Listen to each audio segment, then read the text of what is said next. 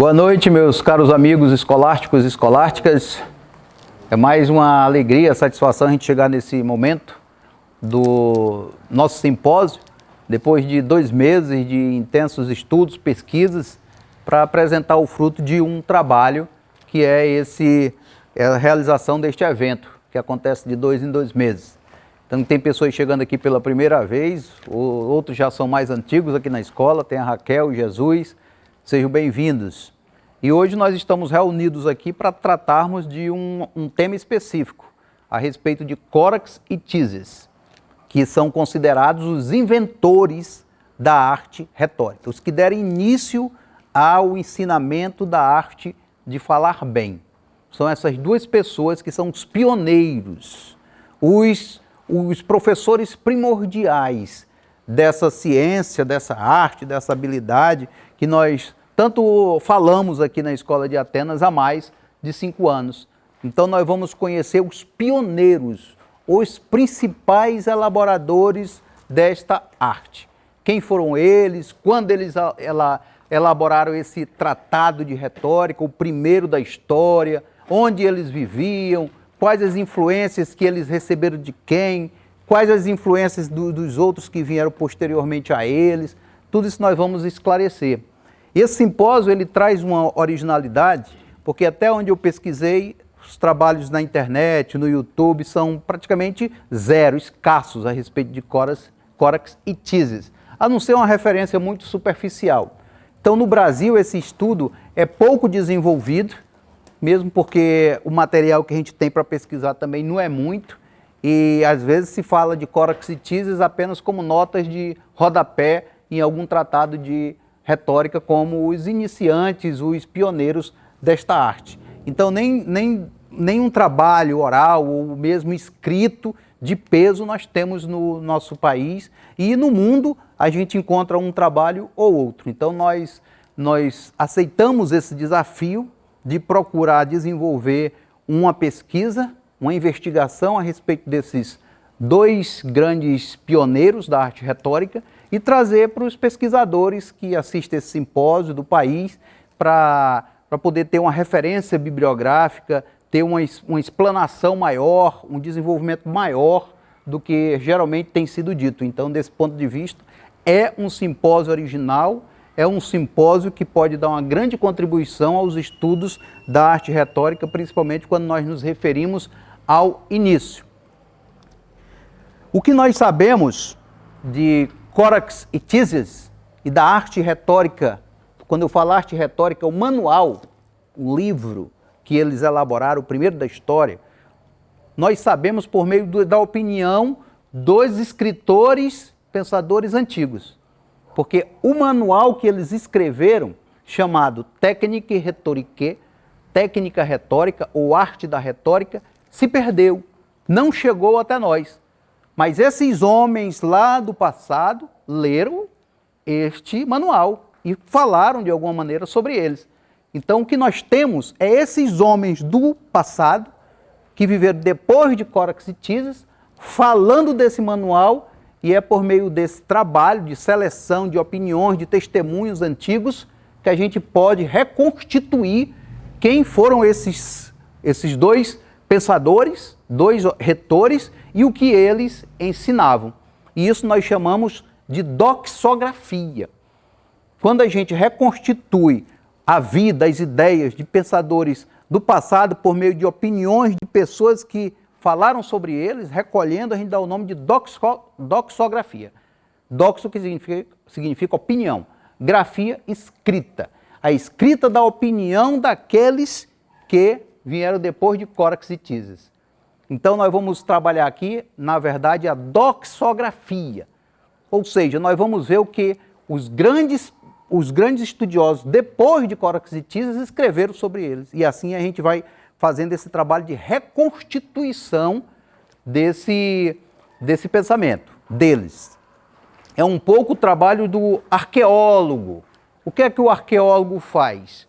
O arqueólogo ele encontra um pedaço às vezes de coluna, às vezes uma parte de uma pequena cidade, e ali ele procura reconstruir o que seria aquele templo a partir daquela coluna, o que seria aqueles fragmentos de alvenaria ou de mármore, para tentar imaginar o que teria a partir dali.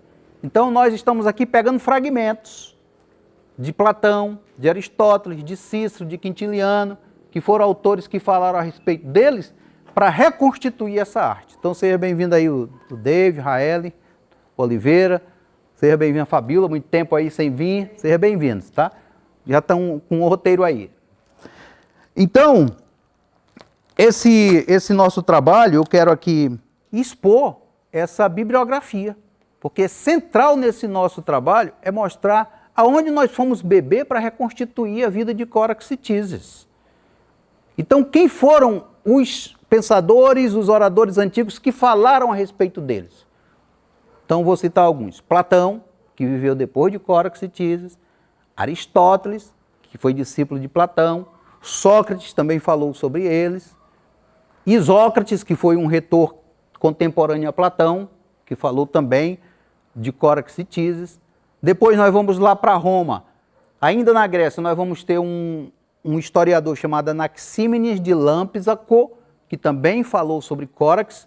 Aí depois, saindo da Grécia e indo para Roma, nós vamos ter os testemunhos de Cícero, que já é depois o testemunho de Quintiliano e de um filósofo chamado Sexto Empírico e de outros que viveram no mundo antigo. Claro que nós não vamos trazer de todos, mas os principais testemunhos desses estudiosos nós vamos trazer aqui para ver o que é que eles falaram a respeito de Córax e Tísias. E nós temos também um grande historiador chamado Plutarco, que nós sempre falamos dele aqui, um outro historiador da filosofia chamado Diógenes Laércio, que também falou deles, Dionísio de Alicarnasso, um grande retor, que também falou desses dois homens que nós estamos aqui a tratar, Córax e Tísias. Essas são as fontes primárias. Por que nós falamos fontes primárias? Porque são os originais, os primeiros que falaram sobre Córax e Tísias. Depois, os que vieram depois se espelharam ou no que Platão falou, ou no que Aristóteles, ou em Cícero, Quintiliano. Os modernos, quando falam de Córax e Tísias, vão buscar onde? Só no que esses pensadores já falaram de Córax e Tísias. Mas nós temos alguns trabalhos modernos que falam de Córax e Tísias também. Claro que se baseando na opinião dos antigos, mas não deixa de ter relevância, não deixa de ter um acréscimo, alguma coisa importante, que aí são as fontes modernas de consulta. Por exemplo, Nietzsche fala de Córax e Tísias, aí Armando Plebe, Dante Tringali, Jaqueline de Romilly, Renato Barilli, Guthrie, Diana Bolder, Olivier Rebu, George Kennedy, Hélio Sodré, Thomas Collin, que é um dos principais artigos que tem na internet, que está em inglês, Thomas Collin, que o título do artigo dele é Quem foi Córax? Eu consegui esse artigo na internet, é um artigo científico, e a minha filha Letícia traduziu, e foi um dos textos que eu trabalhei na elaboração desse nosso simpósio. É um dos trabalhos assim mais de fôlego, é de Thomas Collin, que é um escritor britânico. Lúcio Lauro Barroso Maceferi, com um artigo chamado Ambiguidades na Arte do Corvo, que é um dos melhores trabalhos que nós temos no Brasil. Não é um livro, é um artigo, que dá para ser encontrado também, Ambiguidades na Arte do Corvo. Depois nós vamos ver por que Arte do Corvo, porque Córax é um nome que significa corvo. Então ele dá esse título aí, Ambiguidades na Arte do Corvo. E tem uma espécie de livro, que não é livro, né, é mais uma seleção de textos da Wikipédia, falando de retórica, de Córax, que eles sistematizaram nessa obra, que está em inglês, Corax of Siracusa, Córax de Siracusa, mas que são esses textos que podem ser encontrados na internet também, que ele sistematizou nessa obra. Então, no geral, são essas fontes que nós consultamos para reconstituir a vida de Córax e Tísias. Seria muito fácil se nós tivéssemos o livro original que eles escreveram, A Arte Retórica. E aí seria um grande presente para a humanidade se nós tivéssemos todo esse livro para a gente saber o que é que o primeiro livro ensinando retórica, oratória, vamos usar aqui a mesma palavra, dizia, ensinava. Porque depois nós vamos ter alguns tratados que sobreviveram para nós atualmente. Por exemplo, os dois mais antigos tratados de retórica do mundo são esses daqui que eu tenho em mãos. Século IV a.C. Um escrito por Aristóteles, que é o livro mais importante, vamos dizer, da história da retórica, é esse. O livro de Aristóteles, Retórica, que foi escrito no século IV. E este livro aqui, Retórica Alexandre, que é atribuído a Aristóteles, mas não é de Aristóteles.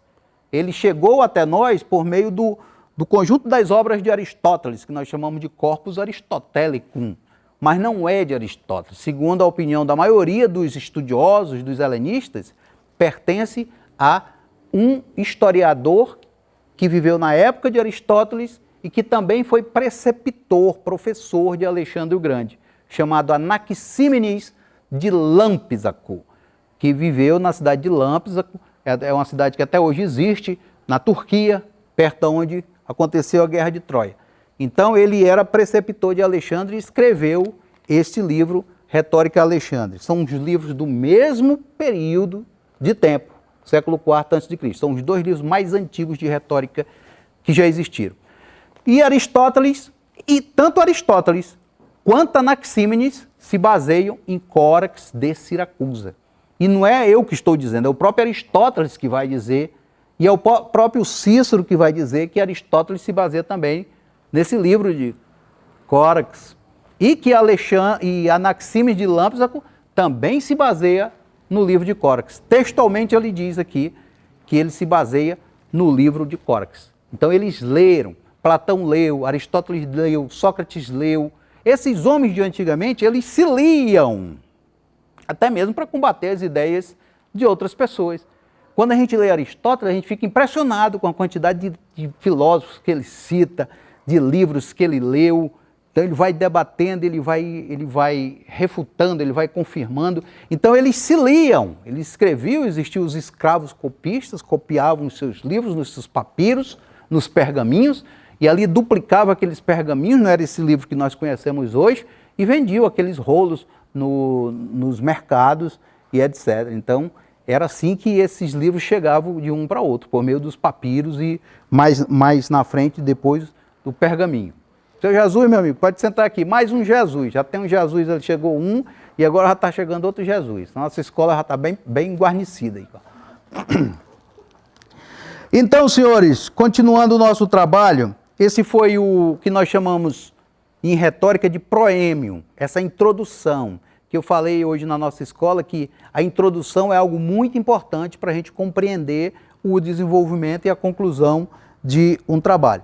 Então, para contextualizar como é que nós estamos fazendo esse trabalho, os livros que nós consultamos, porque eu gosto de fazer referência aos livros, mostrar os livros, porque tudo aqui não está brotando naturalmente dentro de mim como uma inspiração divina, não. Eu consultei, eu li, porque tem uns palestrantes aí que a gente pensa que eles estão inspirados divinamente, saindo tudo dentro deles, eles não apresentam o livro que leram, eles não apresentam a bibliografia, a gente sabe de onde eles tiraram tudo. Então eu prefiro apresentar os livros que eu li, mostrar a bibliografia, porque fica mais fácil até para as pessoas confrontarem. Hoje na internet não dá para mentir muito, a pessoa falar alguma coisa que está no livro tal, tem gente que vai lá mesmo ver se está no livro tal, na página tal, e isso é bom, porque dá cientificidade e responsabilidade para o palestrante, porque ele fica ali temeroso de estar afirmando uma coisa e depois de ser desmentido.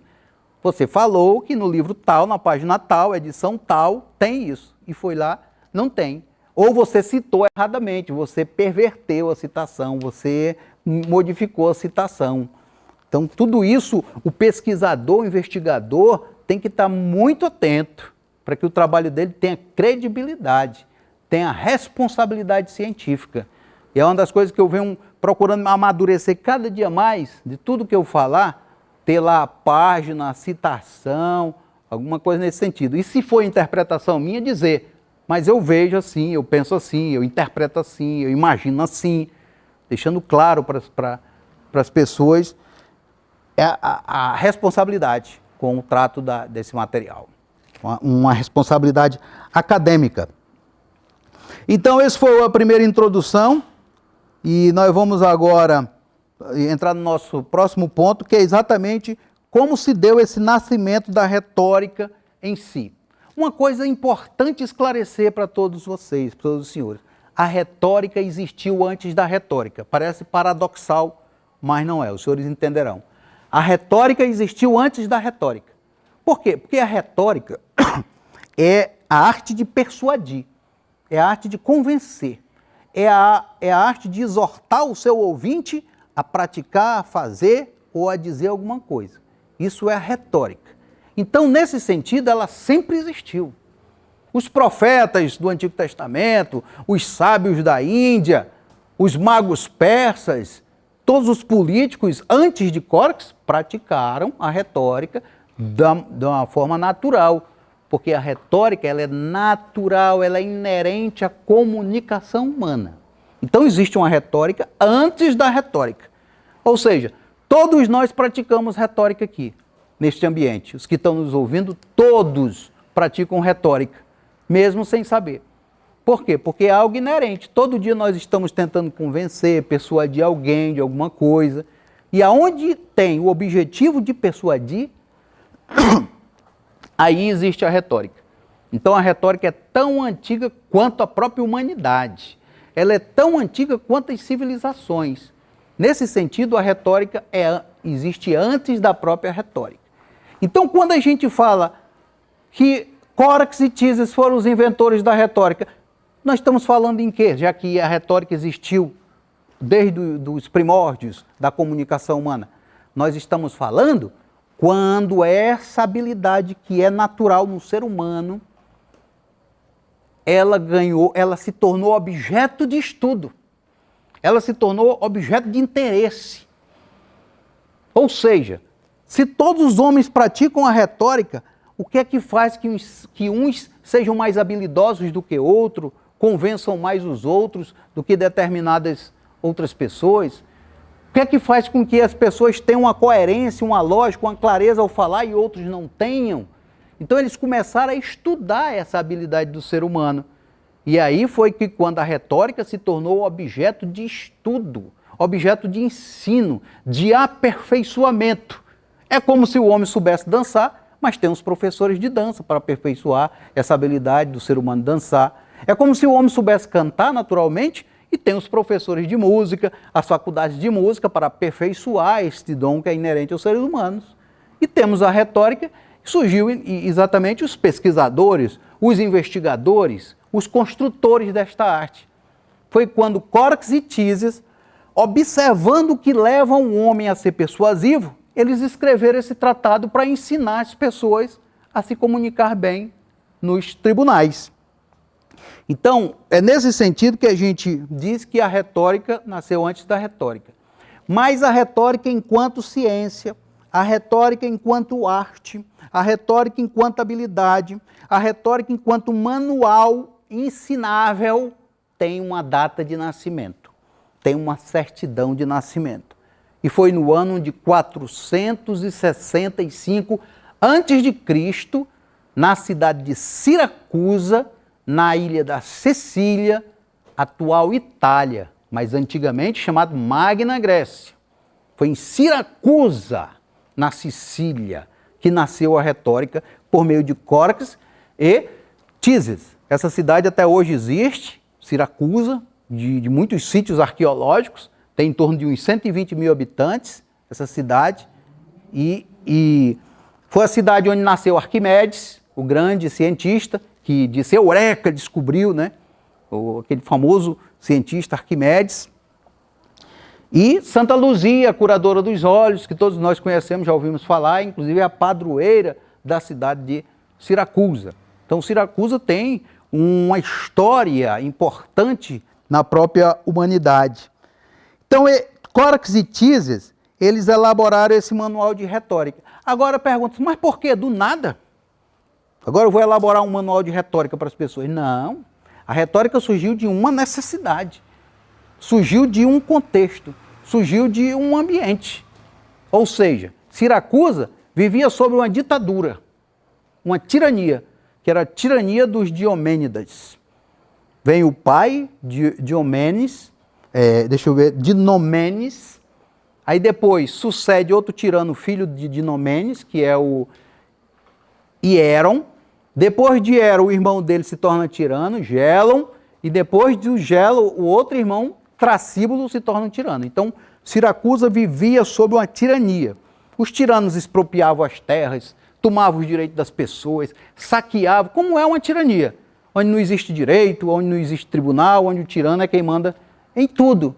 Então, houve uma sublevação popular, uma rebelião popular, uma revolução democrática que destituíram esses tiranos e estabeleceram em Siracusa uma democracia, inspirado lá já em Atenas. E essa democracia criou os tribunais. E as pessoas, quando queriam reivindicar seus direitos, tinham que ir para os tribunais reivindicar a terra que perderam, os direitos que perderam, diante de tribunais, diante de jurados. E as pessoas não tinham habilidade para chegar na frente dos jurados e defender. Olha, minha terra, o tirano expropriou, deu para os seus apaniguados, trouxe um bocado de gente para cá. As pessoas não tinham, não tinham essa habilidade para chegar na frente dos juízes e argumentar. Então, diante dessa necessidade dos litigantes de chegar para falar e argumentar por seus direitos, é que Córax e Tísias elaboraram esse manual ensinando as pessoas, olha, você vai lá no tribunal e você primeiro age assim, você faz uma saudação aos juízes, que aí eles deram o nome de proêmio. Que é o proêmio? É a introdução. Você vai lá, você não chega assim arrebentando com tudo, não. Você chega fazendo uma saudação aos juízes, dizendo que procurando conquistar nesse proêmio a atenção do seu auditório, do seu juiz para você, preparando o terreno para que você não vai dizer. Primeiro você tem que preparar e depois entrar no próximo ponto. Aí depois que você se apresentou, aí depois que você disse de onde veio, depois que você disse bom dia, boa tarde, boa noite, depois que você introduziu o juízo do que você vai falar, aí você começa a entrar no próximo ponto. Você começa a expor os fatos. Doutores, senhores, senhores, cidadãos, eu tinha uma terra, mas Trasíbulo, quando foi tirano, expulsou toda a minha família de lá e deu para os seus filhos. E agora eu quero reivindicar minha terra, que é minha fonte de renda, minha fonte de sobrevivência. E aqui estão as testemunhas que dizem que minha família está nessa terra há muitas e muitas décadas. E é um direito meu reivindicar aquilo que foi expropriado. Vamos ouvir as testemunhas, se ouve as testemunhas. Depois se ouve as testemunhas, aí ele faz a conclusão. Então, é um direito nosso de defender nossos bens, de gozar e desfrutar daquilo que é nosso. E numa democracia tem que ser assim, onde há direito, onde há justiça. E eu confio nos senhores para que eu possa ter de volta aquilo que os tiranos me expropriaram. Aí você faz essa peroração. Você finaliza com emoção, com força, para que os juízes possam gravar na memória aquilo que você pediu. Então o manual deles começaram a ensinar isso. Então, desde Córax e Tísias, a oratória já era dividida em proêmio, exposição dos fatos, argumentação em torno dos fatos e peroração, finalização. Porque a pessoa introduz a sua oratória, depois expõe os fatos. Ao expor os fatos não é convencer ainda. Você vai expor os fatos, olha, a terra era minha e o tirano expropriou. Você está expondo os fatos. Depois da exposição dos fatos, você entra na argumentação, na prova. Aí você vai juntar documentos, você vai juntar testemunhos, você vai juntar todas as provas que você tiver à sua disposição para convencer os julgadores. E só então é que vai finalizar a sua oratória. Então toda oratória, ela tem que ter pelo menos introdução, desenvolvimento e conclusão. Igual uma redação. Aliás, a redação se inspirou na retórica. A redação para passar no Enem, a redação para fazer alguma coisa, um artigo, se inspira na retórica. Tem que ter a introdução, tem que ter o desenvolvimento, tem que ter a conclusão, tem que ter a coerência, tem que ter a coesão, tem que ter a clareza, tem que ter todos os requisitos para se entender o que a pessoa está querendo dizer. Então a redação se inspirou na arte retórica, porque foi ela que sistematizou essa arte de dizer pela primeira vez. Foi a retórica que sistematizou a arte de dizer pela primeira vez. Então esse manual de retórica surgiu por volta de 465 a.C., visando auxiliar as pessoas a se defender no tribunal. Daí porque nós dizemos que a primeira oratória que existiu foi a oratória judiciária. Foi a oratória forense, claro que misturada com a retórica política, porque nós estávamos dentro de uma democracia e as pessoas precisavam viabilizar seu discurso nos tribunais dentro de uma democracia, dentro de um regime político diferente. Mas ela nasceu com o objetivo de auxiliar os litigantes na justiça para pleitear os seus direitos. E esses homens, eles aprenderam isso com quem? Corax e Tises. Geralmente têm seus antecessores. Eles aprenderam, eles deveriam ter aprendido isso com alguém. Dizem que eles foram, quando eu digo dizem, parece até fofoca, né? Ouvi dizer, dizem. Mas Bárbara Kezan, uma das grandes estudiosas da sofística, que trabalha esse conceito de doxografia, a reunião de opiniões antigas para reconstituir o pensamento de alguém, ela vai dizer que é o verbo por excelência da doxografia. Dizem, porque a gente não viu o que eles escreveram, não viu realmente, não tem uma filmagem para a gente ver isso. Né? Então dizem que eles foram discípulos de Empédocles, um filósofo pré-socrático, que era pitagórico, seguia as ideias de Pitágoras. Eles eram discípulos de Empédocles. É de Empédocles a ideia de que existem 4 elementos na natureza: a água, o fogo, o ar e a terra. É ele que é o autor dessa ideia. E que ele dizia que o amor unia e o ódio desunia esses elementos. Que tudo é fruto disso, desses 4 elementos, ora unidos pelo amor, ora desunidos pelo ódio, que ele chamava também de discórdia, inimizade. E Empédocles foi um grande orador. Empédocles foi um grande filósofo. Empédocles foi um mago. Empédocles foi um místico. E Empédocles foi um político democrata, respeitadíssimo em sua terra, que era vizinha de Siracusa, Agrigento. Por isso que chama Empédocles de Agrigento. Aristóteles vai dizer, num diálogo perdido chamado Sofistas, que na verdade o pai da retórica é Empédocles. Porque teria sido Empédocles que ensinou a Corax e Tises e também a Gorgias, sofista, a arte da palavra.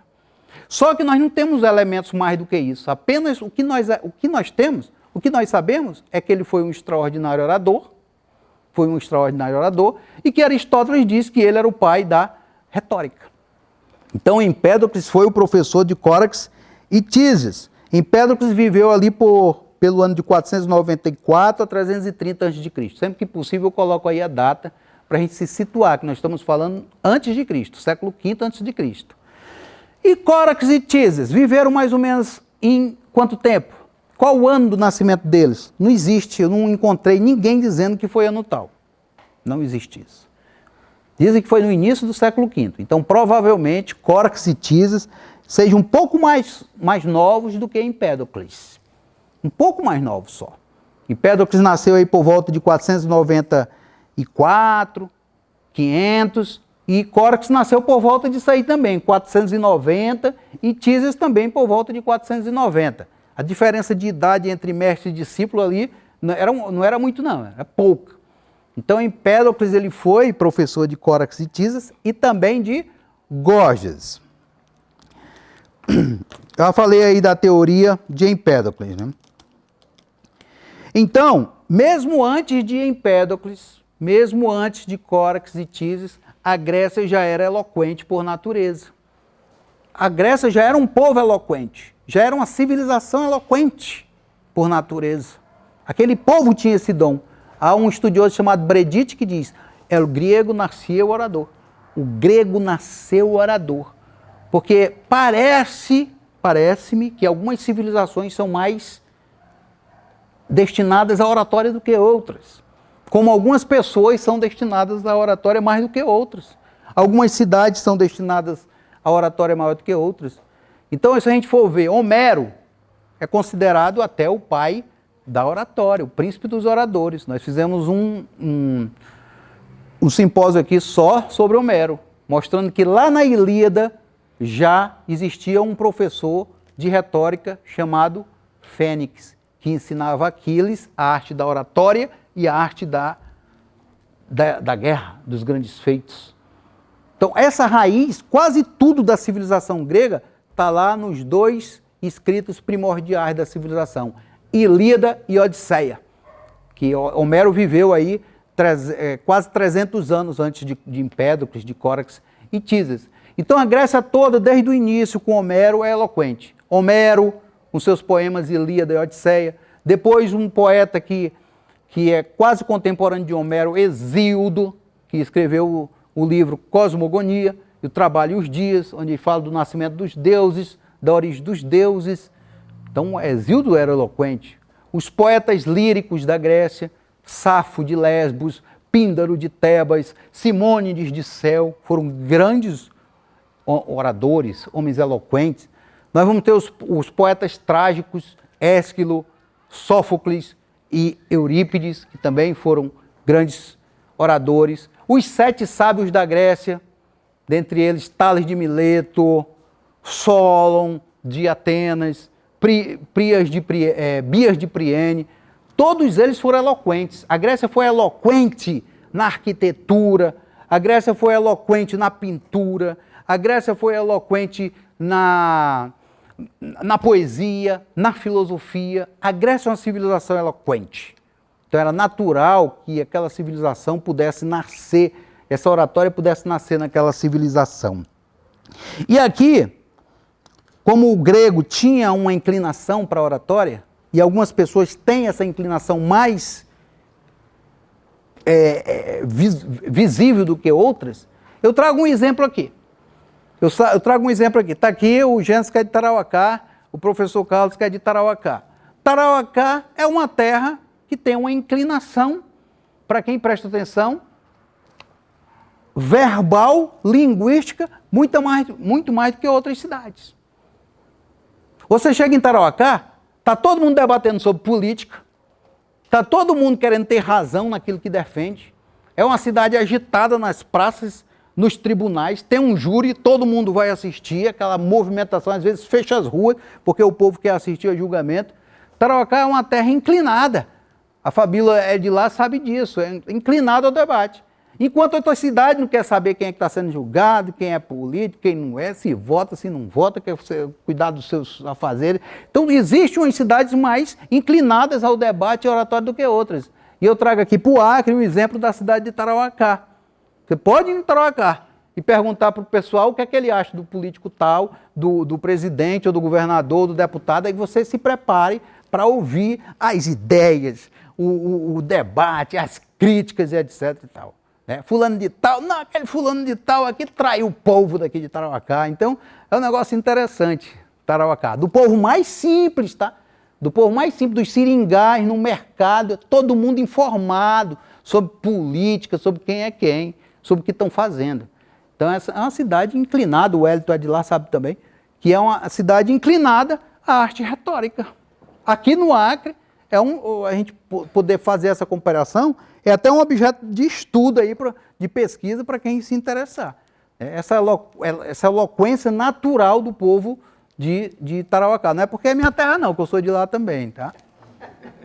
Esqueçam isso, não é por causa disso aí não. Eu estou acreditando que vocês estão acreditando em mim. Então, esse foi o nascimento da retórica. Tá? E vamos agora para o ponto terceiro. Os testemunhos antigos sobre Córax e Tísias.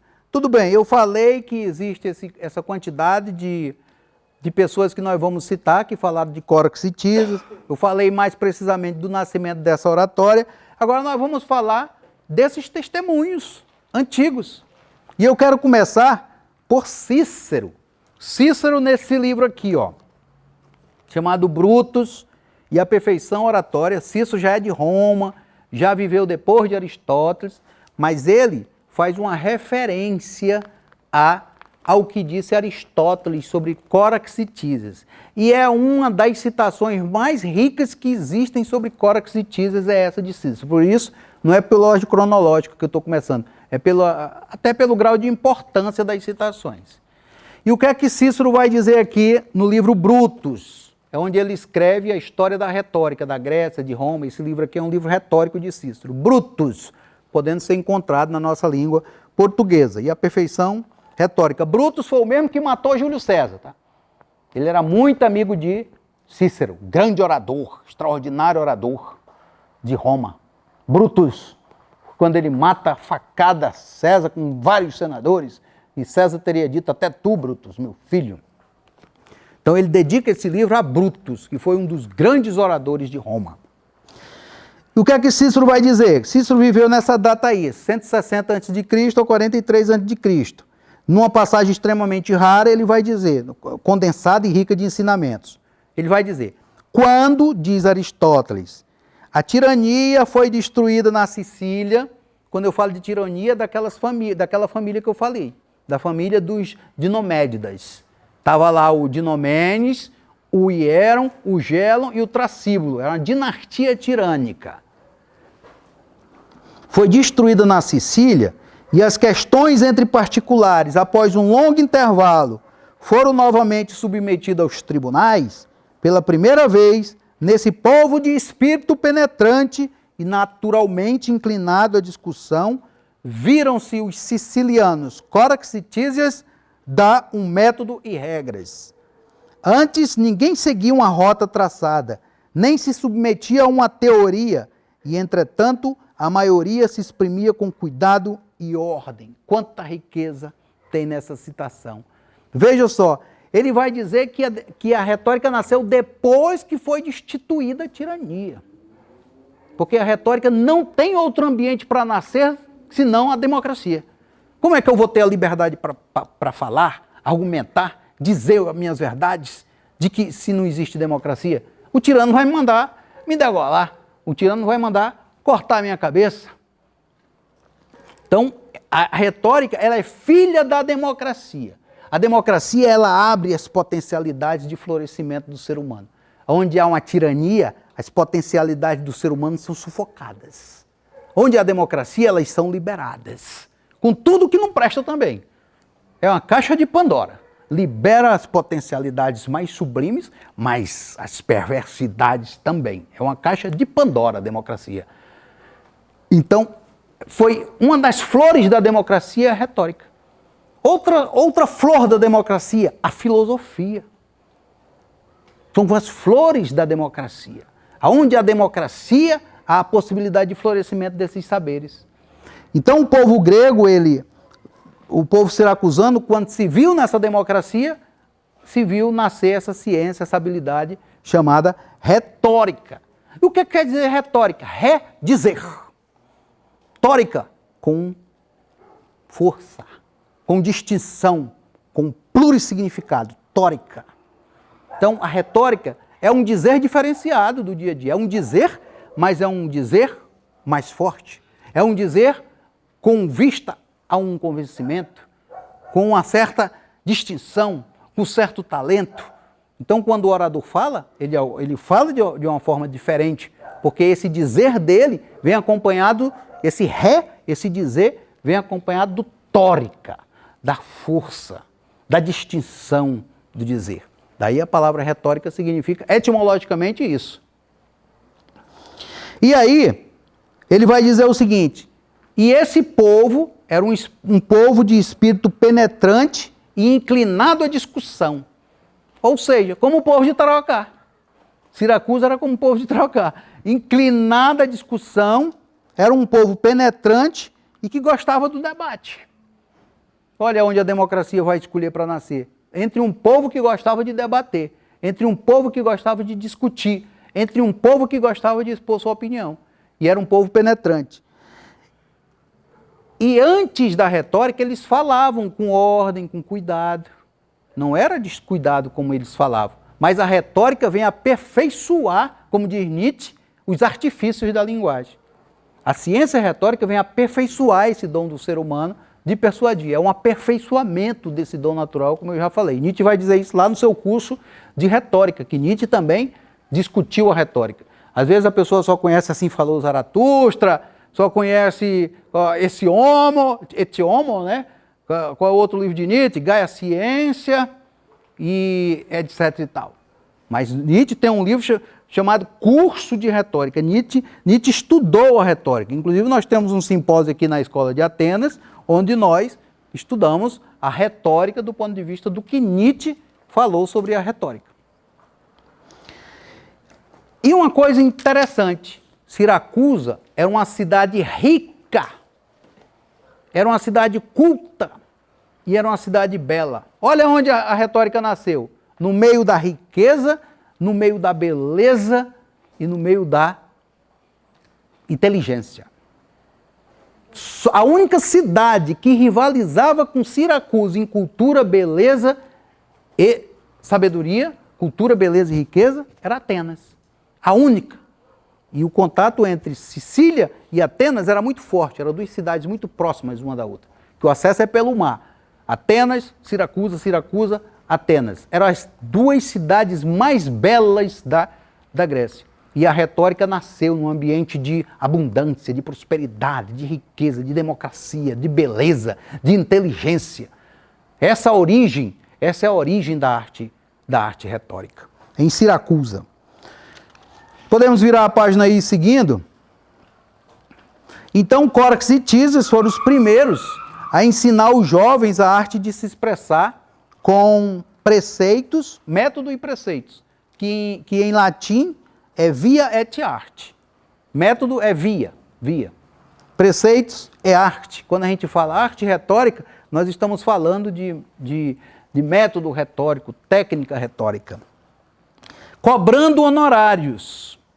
Eles são quase sofistas já. Eles ensinavam os jovens, eles ensinavam as pessoas, mas cobrando honorários. Vou te ensinar aqui, pode vir, mas eu sou um professor, sou um profissional, eu cobro honorário. Isso foi um escândalo para a época, principalmente que os sofistas vão dar seguimento ao que Córax e Tísias faziam, cobrar pelo ensino. E Sócrates dizia, como cobrar? Isso quer vender saber, vender sabedoria. Isso não é correto. Então Sócrates e Platão se revoltaram contra essa possibilidade de cobrar por aquilo que ensinava. Hoje todo mundo recebe seu salário no final do mês. Se o professor David lá estivesse dando aula de graça, eu não sei se ele estava dando aula de graça. Está lá na conta dele, do professor David, da professora Raquel, professor Renan, professor Asa, está lá o dinheirinho. Hoje para nós é muito comum isso. Mas para a época foi um escândalo cobrar por aquilo que você ensinava. Então eles foram os primeiros professores do Ocidente. Córax e Tísias, os sofistas, foram os primeiros professores do Ocidente. Werner Jäger, que é o autor do livro Paideia, a formação do homem grego, ele vai dizer exatamente isso. A sofística, os sofistas, não fazem parte apenas da história da retórica, nem só da história da filosofia. Os sofistas é um fenômeno da história da educação. Um fenômeno da história da educação. Porque eles foram os primeiros professores que cobravam pelos seus ensinamentos. E o objetivo nobre da retórica nasceu para auxiliar as pessoas a se expressar melhor. Hoje, quantas pessoas não gostariam de se expressar melhor? Porque expressar-se melhor está ligado ao desenvolvimento da sua interioridade, da sua expressividade, da sua capacidade, da sua expansão, do desejo de imortalidade, do desejo de glória, do desejo de expandir-se. Porque quando a pessoa não argumenta bem, não se desenvolve bem, ela se sente aprisionada, às vezes ela se sente diminuída, às vezes ela se sente incapaz de defender seus direitos, de pugnar por suas ideias. Então a expressividade, a retórica está ligada a esse desenvolvimento do potencial do ser humano, de poder falar, argumentar, se expandir, colocar para fora aquilo que ele pensa. E nem todas as pessoas têm esse desenvolvimento tão aguçado, embora todos tenham esse dom de falar, caso queiram desenvolver. Então os demandantes iam para os tribunais e defendiam seus direitos com persuasão. Com persuasão. O que é persuasão? É o convencimento, é o que eu disse. O que é persuasão? Persuasão é o ato de exortar alguém, um auditório pode ser uma pessoa, várias pessoas, um tribunal, uma assembleia. A persuasão é o ato de exortar alguém a falar, a pensar ou a agir conforme nós estamos propondo. Isso que é persuasão. Esse foi o testemunho de Cícero. Vamos agora para o testemunho de Platão, que viveu antes de Cícero. O que é que diz Platão? Num diálogo de Platão chamado Fedro, um dos mais belos diálogos de Platão, ele debate sobre a retórica, sobre um discurso. Um jovem se apaixona por um discurso de Lísias sobre o amor e ele vai debater com Sócrates sobre esse discurso. O nome dele era Fedro, um jovem apaixonado pela retórica. Em determinado momento do diálogo, Sócrates e Fedro, eles começam a narrar a história da própria retórica. Os seus tratadistas, os homens mais importantes, até que eles chegam lá em Tísias. Tísias de Siracusa. Aí Sócrates vai dizer que a retórica foi inventada por Tísias de Siracusa, donde o verossímil é mais estimável do que o verdadeiro, e seu poderoso uso nos debates forenses.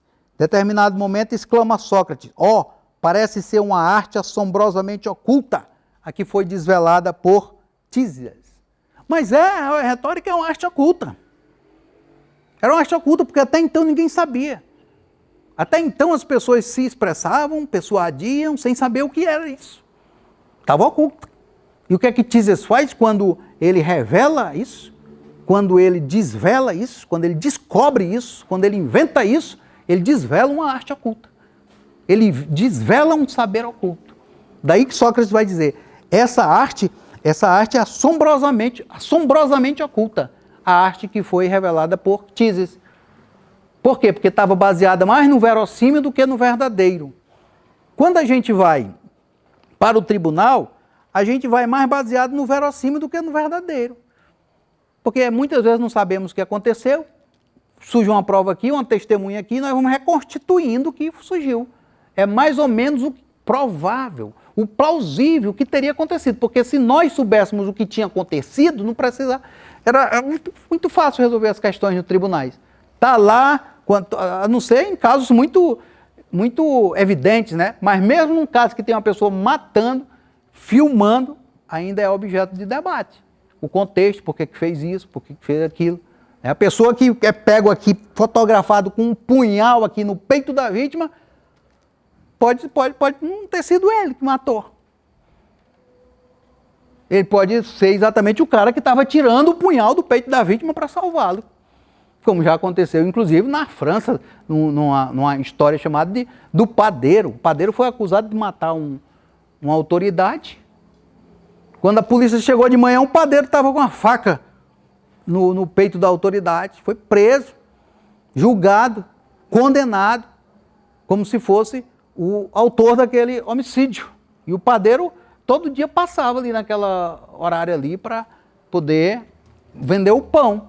Depois descobriram que foram os inimigos do próprio padeiro, ou os inimigos da própria autoridade, tinham matado.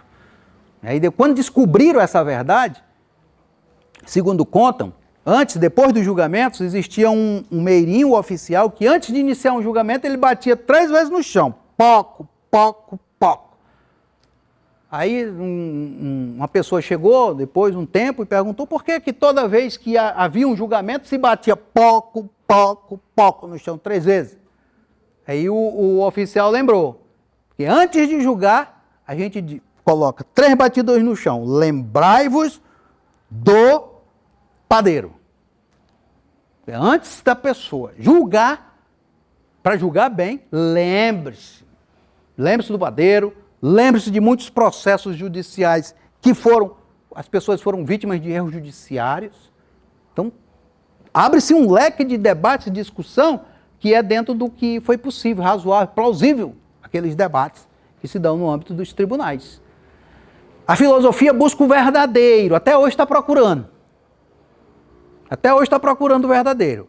Sócrates diz uma coisa, aí Platão já diz outra coisa, o verdadeiro, Aristóteles já diz outra, aí Tomás de Aquino já diz outra, e Santo Agostinho diz que defendeu a verdade, e até hoje eles estão dizendo que estão procurando, a filosofia é uma busca do verdadeiro. A retórica largou essa ideia. A retórica, ela não diz, eu não quero saber dessa verdade de você, não. O que vai interessar para nós é o que é mais plausível, mais verossímil, aquilo que é possível a gente descobrir em cada situação, aquilo que é possível a gente dialogar, aquilo que é possível a gente chegar a um entendimento. É isso que vai interessar para a retórica e é o que vai diferenciar a retórica e a filosofia ao longo da história e o que vai fazer com que retórica e filosofia se combatam ao longo do tempo. A filosofia pugnando pela verdade absoluta e a retórica dizendo, esquece essa história, o homem é a medida de todas as coisas. Aí Platão vai dizer, não é o homem, é Deus que é a medida de todas as coisas. Aí Aristóteles pula lá, o pular, não é Deus, é a realidade que é a medida de todas as coisas. Aí quando a gente vai procurar saber se Deus é a medida de todas as coisas, a gente procura saber qual é o seu Deus, aí o seu Deus é um monte de Deus e a gente não sabe qual é o Deus que é a medida de todas as coisas. Aí a realidade, um diz que a realidade é isso, o outro diz que a realidade é aquilo. Como é que a realidade é a medida de todas as coisas? Então o sofista, eles revolucionam a linguagem, ele geralmente pega a filosofia e assanha completamente assim. E até hoje esse debate continua. Está lá Parmênides escolhendo a via da verdade, a deusa mostrando para ele a via da verdade, contra a via da opinião, a via daquilo que é enganoso. Então a filosofia diz que a retórica, ela defende a via do engano. Né? Então tem momentos na história que filosofia e retórica se aproximam e tem momentos que retórica e filosofia se combatem, como aconteceu na Grécia Antiga com os sofistas de um lado, Sócrates, Platão e Aristóteles do outro. Um grande combate pela educação, pela política, pelas ideias, pela retórica. Os sofistas com Protágoras, Gorgias, Trasímaco, Pródico, Antifonte, dizendo uma coisa, e Platão, Sócrates e Aristóteles combatendo os sofistas, e os sofistas não abrindo 1 milímetro para Platão, para Sócrates, para Aristóteles. 1 milímetro. A grande desvantagem dos sofistas é que suas obras não sobreviveram. As de Platão, de Aristóteles sobreviveram. E hoje se reconstitui essas ideias dos sofistas, como nós estamos reconstituindo aqui de Corax e Tise, por meio da doxografia. E outro testemunho de Aristóteles. Aristóteles já é discípulo de Platão. Aristóteles vai ter uma compreensão da retórica mais leve do que Platão. Platão era muito radical contra a retórica, principalmente no diálogo dele chamado Gorgias. É uma manipulação, é um falso saber. Ele detona mesmo os sofistas. Depois lá em Fedro ele vai dizer até que a retórica, existe uma retórica que busca a verdade, que busca o bem. É essa retórica que pode ser digna dos deuses, a retórica capaz de convencer os deuses. Ele até ameniza mais. Agora, já Aristóteles vai dizer, não, Platão, não é assim não. A retórica é uma ferramenta importante para a vida em sociedade, para a vida política, para debater o direito, para debater as coisas da sociedade. Então, Aristóteles vai escrever o livro Retórica, já muito mais desarmado do que Platão com a própria retórica. E o que é que Aristóteles vai dizer? Uma marca distintiva da arte retórica, como eu já expliquei para os senhores, é essa verossimilhança, que em grego significa eikos, é a verossimilhança, que pode ter outros nomes, verossímil, provável, plausível. É muito difícil a pessoa convencer alguém se ele foge disso. Tem que ter razoável, plausível, ele tem que ser acreditável, aceitável aquilo que ele diz. Se aquilo for absurdo, as pessoas não acreditam. Por isso que às vezes as pessoas querem convencer outros dizendo qualquer coisa. Não, a retórica não é dizer qualquer coisa. A retórica se baseia no plausível, no razoável, no aceitável. E por isso nós temos que conhecer as ideias, nós temos que conhecer as pessoas, nós temos que conhecer a sociedade, seus costumes, seus direitos, sua legislação, para a gente saber o que é plausível para cada auditório, o que é plausível para cada sociedade, o que é plausível para cada país. Uma coisa é você falar para conservadores, outra coisa é você falar para progressistas. O orador ele tem que saber como é que ele vai se comunicar com auditórios diferentes. Porque se ele for falar para um auditório conservador determinadas ideias progressistas, ele vai ser rechaçado, os caras não querem nem saber dele. E se ele for com determinadas ideias conservadoras para um auditório progressista, ele vai ser considerado um doido, uma persona não grata. Então, o orador ele tem que ter essa percepção de onde ele está. E isso é tão raro, meus senhores e senhoras. Parece tão fácil, mas é uma das coisas mais raras que existe. É uma pessoa ter percepção do lugar que está. Da onde ele está falando, para quem ele está falando, em que momento ele está falando.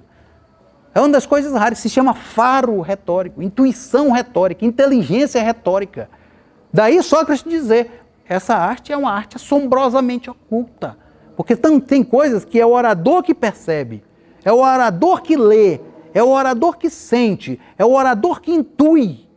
Por isso que ela é oculta, porque precisa de um grau de desenvolvimento retórico grande para o orador perceber para quem ele está falando, de que forma ele está falando. Aqui eu me sinto muito à vontade, porque todos os senhores vieram para me ouvir, para participar dessa palestra, para falar sobre retórica, córacas e tises. Não vai ter uma disputa aqui entre nós. Então é um ambiente totalmente diferente de eu estar lá num júri disputando com um promotor, que todo tempo ele está lá querendo me perturbar, todo tempo ele está querendo lá condenar meu cliente inocente. Inocente, pelo menos para o advogado tem que ser alguma coisa, né? Inocente. Então é diferente o embate. Ou num debate político. Então as pessoas, o orador ele tem que ser um homem razoável. Quem quiser ser orador, preste bem atenção àquilo que defende. Está sendo razoável, está sendo plausível, está sendo verossímil, está sendo aceitável o que você fala? Ou você está apenas jogando palavras absurdas sem se preocupar com o feedback do seu auditório? Não existe orador sem o respeito pelo auditório. É a pedra preciosa do orador, são os ouvintes. Chaim Perelman, que é o grande responsável pelo renascimento da retórica no mundo moderno, com seu livro Tratado da Argumentação, a Nova Retórica, ele vai dizer que o orador ele tem que ter um certo carinho, um certo respeito pelo auditório, para ele poder ser orador. Porque ele tem que levar em consideração o que as pessoas estão pensando, o que as pessoas entendem, o que as pessoas sabem. É aí que vai ter que ter concordância e harmonia entre o que o orador fala e o que o auditório está ouvindo. Então, o orador é um homem que respeita profundamente os seus ouvintes. É a primeira coisa de um orador. A primeira e mais importante coisa de um orador é o respeito pelo seu auditório. O orador se dando a falar, ele mesmo querendo se aparecer, ele mesmo querendo mostrar os seus conhecimentos, ele nem está aí para o auditório. Nem está aí para o auditório. O orador, ele tem uma relação de carinho, de respeito, de amor por aquelas pessoas que estão lhe ouvindo. Por isso que ele procura de todas as formas não agredir os ouvidos, não agredir as ideias, não agredir os valores, não agredir... É que o seu auditório acredita, ele começa a se compatibilizar. E se ele quer introjetar alguma ideia diferente naquele auditório, ele usa da sua diplomacia, ele usa da sua habilidade, ele usa da sua dialética. Por isso que ele é orador. Por isso que ele é orador. Essa percepção retórica que é oculta. Continua a arte retórica sendo algo oculto. Por mais que se ensine, existe algo oculto que só um desenvolvimento avançado da capacidade de argumentar é que consegue perceber e ver, por meio de leitura, de estudo, de prática, de inclinação, porque retórica são três coisas: inclinação natural, estudo e experiência. Retórica é isso: inclinação natural, pessoa que tem mais inclinação para o debate, estudo dos livros da oratória e experiência de tribuna. É isso que vai fazer.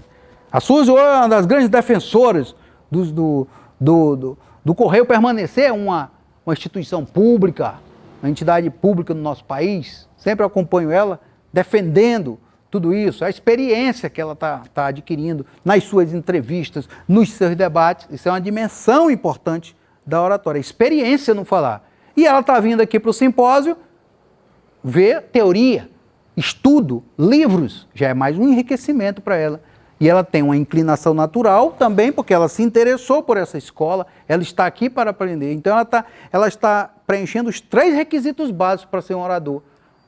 inclinação natural, estudo da retórica e experiência retórica, que essas entrevistas, esses debates, essas coisas que a gente participa, que a gente argumenta, tudo isso desenvolve a nossa experiência. Então, a pessoa que quer desenvolver sua experiência, sua oratória, ele tem que trabalhar essas experiências de falar. Testemunho de Aristóteles, já falei. Testemunho de Antifonte, que é muito perto ali de Córax e Tísias.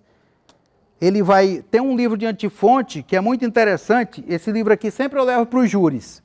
É um dos livros... Antifonte foi um grande orador grego, advogado dos mais famosos, é considerado o primeiro advogado que existiu. Ele é de 480, 411, escreveu esse livro chamado Tetralogias. Tetralogias. São 3 casos, que em cada caso tem a defesa, a acusação, a réplica e a tréplica. Por isso chama tetralogia. Em cada caso tem a defesa, a acusação, a réplica e a tréplica. Então são casos que alguns baseados em casos reais, outros baseados em ficção, e ele usa nesses seus argumentos,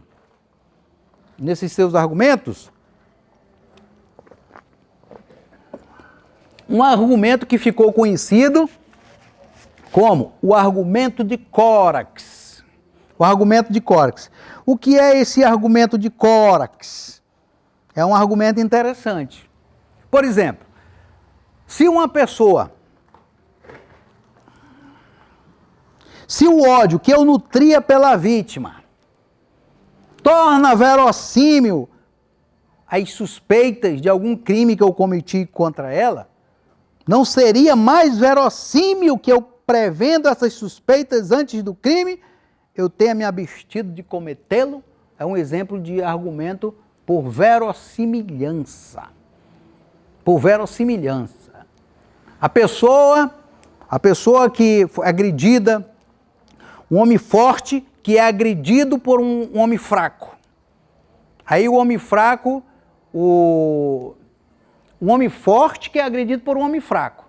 Aí o homem fraco chega no tribunal e diz, não é verossímil, como é que eu sou fraco, vou agredir um marmanjão desse aí? Embora é verossímil o argumento dele. E as pessoas tendem a acreditar. Uma pessoa raquíticazinha agride um homem enorme. Doente, agride um homem enorme. Aí o homem enorme, fortão, chega lá pro delegado dizendo que aquele cara bateu nele. Aí o cara, doutor, olha para mim, meu estado, meu tamanho, doutor. O senhor acha que é verossímil uma acusação dessa? Minha coluna arrebentada, o velhinho, e esse cidadão dizendo que eu bati nele, isso é verossímil, doutor? Aí o doutor geralmente diz, não, é verdade mesmo, eu acho que esse cara tá... Arquiva-se o processo. Aí o que é que o cara vai ter que falar? Não, doutor, mas ele estava acompanhado com um bocado de gente. Claro que é verossímil que um homem desse aí não ia me bater, mas o senhor acha que eu ia dizer que foi ele que me bateu se ele estivesse sozinho, doutor? Não, ele estava com o tio dele, com o irmão dele, que é outro marmanjão, eles me cercaram. Aí começa a briga na justiça. É verossimilhança contra verossimilhança. Então são exemplos de argumentos retóricos de teses que até hoje existe dentro da própria retórica, que é esse argumento por a verossimilhança. A pessoa que é inimigo da outra, é verossímil que ele, sabendo se aquela pessoa morrer, vai cair a culpa para cima dele. Então é verossímil que ele se abstenha de fazer aquilo ali, porque ele já sabe que a culpa vai cair por cima dele. Porque ele é o maior inimigo da vítima. Isso é algo verossímil ele dizer isso. Como? Eu sabendo que eu sou inimigo da vítima, sabendo se ela morrer, vão suspeitar de mim, então é verossímil que eu me abstenha de fazer aquilo ali. É a defesa dele, pela verossimilhança. O problema é que a verossimilhança pode ser rebatida contra o cara que usou a verossimilhança. Ele vai dizer assim, o opositor dele, é exatamente por isso, porque eu sou sabendo que era verossímil que não suspeitasse do senhor, porque era inimigo da vítima, aí o senhor se aproveitou com essa verossimilhança e fez exatamente isso aí, porque sabendo que era verossímil que não ia cair a culpa para cima do senhor. Então é um argumento de verossimilhança contra verossimilhança. Verossímil, similar à verdade. Ou segundo a própria razão. A palavra verossímil significa isso. Verossímil, similar à verdade. O verossímil não é uma mentira. Não é uma mentira. Depois nós vamos ver isso aí melhor. Nenhuma palavra é mais citada nesse livro de Antifonte do que a palavra verossímil ou as suas derivações. Verossimilhança, probabilidade, algo provável, algo aceitável. Tudo isso são variações dessa palavra verossímil. A verossimilhança é a espinha dorsal da retórica. É a espinha dorsal da retórica. Testemunho de Anaxímenes de Lampsaco. Aqui, ó, o livro que eu falei para vocês no início, Retórica Alexandre. Aqui ele vai dizer, no seu prefácio, que diz que no seu prefácio ele vai dizer uma coisa bem clara, quando ele diz que adotamos as ideias de Córax para a elaboração desse livro aqui. Então, muito das ideias de Córax, de Tísias, embora a gente não tenha o manual deles, aqui Anaxímenes de Lampsaco elaborou esse livro baseado em Córax. Então, muitas das coisas que Córax ensinava, nós podemos perceber, não só nesse livro, mas em todos os manuais, porque eles foram pioneiros, eles foram as pessoas que trouxeram as ideias para a arte retórica. O próprio livro de Aristóteles, Retórica, ele vai dizer que quando ele escreveu sobre retórica, essa arte já estava praticamente concluída. Aristóteles vai reconhecer isso. Olha, quando eu comecei a escrever sobre retórica, eu já encontrei essa arte praticamente concluída. Então ele vai fazer o quê? Ele vai só sistematizar, ele vai só codificar, ele vai só elaborar o seu próprio manual, a partir do que já vinha sendo construído por outros retores, outros estudiosos. Então, Anaxímenes de Lampsaco, ele foi historiador e preceptor de Alexandre o Grande. Alexandre o Grande não teve só como professor Aristóteles, não. Ele teve a fina flor da intelectualidade e da inteligência, foram professores de Alexandre. Não foi só Aristóteles, o mais famoso é Aristóteles, mas Anaxímenes de Lampsaco também foi famoso. Daí o nome, Retórica a Alexandre, que ele teria escrito esse livro a pedido de Alexandre.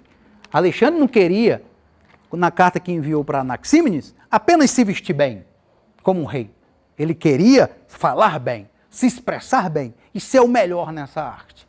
Então Anaxímenes teria escrito esse livro especialmente para Alexandre. E Anaxímenes era o historiador de Alexandre.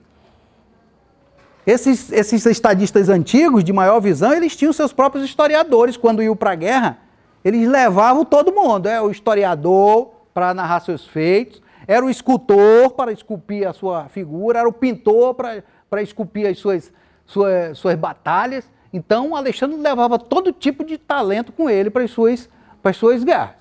Levava o fotógrafo, o influencer digital, ó, estamos aqui, aí, tá, tinha uma foto e tal. Ele não era besta, Alexandre não era besta. Então, Anaxímenes de Lampsaco era o historiador, ele historiava os feitos de Alexandre o Grande. Tá? O cara pensar que Alexandre era besta, era o biógrafo. Então, narrava, né, os grandes feitos, os pintores, os escultores. Até hoje nós temos uma imagem de Alexandre, de um escultor chamado Apelles. Eu coloco a escultura de Alexandre, você vai ver lá, foi do escultor que acompanhava ele nas batalhas, chamado Apelles. Então ele levava todo esse tipo de gente aí, queria se perpetuar. Alexandre queria se perpetuar, era um espírito diferente dos outros. Isso aí, quem lê a biografia de Alexandre, percebe que é um negócio muito diferenciado, muito diferenciado. A perspectiva de imortalidade, perspectiva de glória, perspectiva de projeção histórica. É um negócio assim extraordinário para um homem que só viveu 33 anos. Assim como Cristo, que só viveu 33 anos. E a gente vê que uma pessoa de 33 anos ainda está imatura, não está no seu grau máximo de maturidade, não. Aí vai ter que passar pelos 40 ainda, pelos 50. Aí você imagina os feitos de Alexandre o Grande para a história da humanidade, os feitos de um Jesus Cristo, cada um em sua respectiva área, com 33 anos de idade. Então, um negócio extraordinário. E Alexandre era um homem interessado por filosofia, era um homem interessado por retórica, era um homem interessado pelos saberes.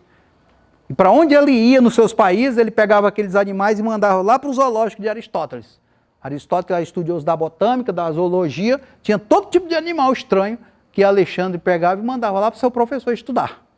Então Aristóteles aproveitava e estudava o comportamento dos animais, o comportamento dos peixes, o comportamento de um monte de coisa. Exatamente por essa estrutura que Alexandre dava ao seu professor, Aristóteles. Então você vê a felicidade que teve um Alexandre o Grande ser educado por um filósofo como Aristóteles. E Anaxímenes de Lampsaco era desses grandes intelectuais. E nós temos o testemunho de Sexto Empírico, que viveu já depois de Cristo, 160, 210 depois de Cristo. Ele narra uma anedota, que eu quero narrar rapidamente para a gente já concluir. Ele narra uma anedota interessante. Tísias foi até Córax para aprender retórica. E firmaram um contrato, porque Córax só ensinava pagando. E fizeram um contrato. E Tísias disse o seguinte: eu só vou poder lhe pagar depois que eu ganhar a primeira causa no tribunal. E Córax, tá bom, ok. Aí Córax ensinou Tísias, Tísias aprendeu arte retórica, se capacitou e foi embora. Aí passou tempo e Tísias nada de atuar nos tribunais para ganhar a sua primeira causa.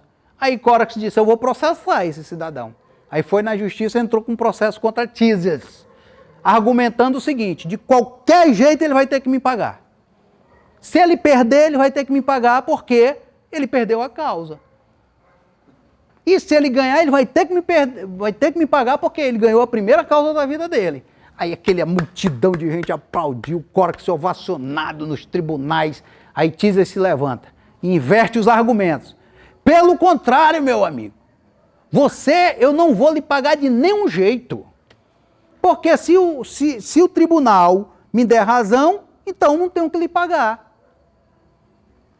E se eu perder a causa, eu não vou lhe pagar, porque eu não ganhei minha primeira causa. Aí aquela multidão também se levanta, aplaude, os juízes ficam todos perturbados, sem saber o que fazer, de quem era a razão. Aí os juízes ficam todos revoltados e expulsam os dois do tribunal, porque não sabiam de quem realmente seria a razão dos dois. E aí eles até dizem uma expressão: um mau ovo de um mau corvo. Há um trocadilho em grego, quer dizer, um mau ovo, que é Tísias, de um mau corvo, que é Gógio. Eles associam a arte retórica com um corvo, que é objeto sombrio, objeto de bruxaria, de engano, de feitiçaria. Então a arte retórica era associada com essa arte do engano, a arte da feitiçaria, a arte do engodo. E nada melhor do que o corvo, que é um animal, dizem que come cadáver, é um animal sombrio, para simbolizar essa nova arte que estava nascendo. E Córax significa corvo em grego, corvo em grego. Mas também o corvo, ele tem um simbolismo positivo. Ele também simboliza sabedoria, ele também simboliza até o bom agouro. Então, todo símbolo, ele pode ter a dupla significação. A cobra pode significar uma coisa terrível, como pode significar uma coisa também sabedoria. A cobra pode significar traição, também pode significar sabedoria. Então, esses símbolos dependem muito do contexto em que eles acontecem. Então, o Córax foi associado, a arte de Córax foi associado com essa arte do corvo, essa arte enganosa, sombria, do feiticeiro, que quer enganar por meio da palavra o seu juiz, o seu ouvinte, o seu auditório. Não é uma arte limpa, não é uma arte clara, não é uma arte voltada para a verdade. Daí porque o corvo foi associado a eles. Mas isso é uma visão das pessoas que não gostam dessa arte, como Sexto Empírico. Não é à toa que ele escreveu um livro que narra essa história, que o título do livro é exatamente Contra os Retóricos. Então não poderia esperar dele um juízo favorável à retórica. O próprio livro dele, de Sexto Empírico, é chamado de Contra os Retóricos. Empírico é um apelido dele, porque ele era empírico, ele era cético. E nada de abstração, de filosofia. O nome dele era Sexto Empírico por isso. Experiencial. tomé, de tocar, de perceber, de ver. Nada de abstração, de teologia, de deuses, nada. Esse filósofo. Vamos lá para o manual já para concluir. Manual Perdido de Corax e Tizes. Esse livro foi o maior sucesso, segundo Hélio Sodré, no seu livro História Universal da Eloquência. Foi o maior sucesso.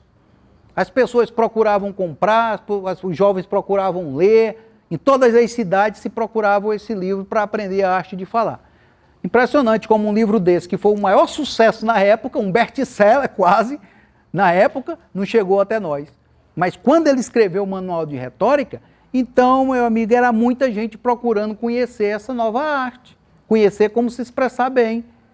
O que é que ele ensinava, então, nesse livro? O que é que nós podemos intuir, embora o livro não tenha chegado até nós, sobre o que ensinava esse livro?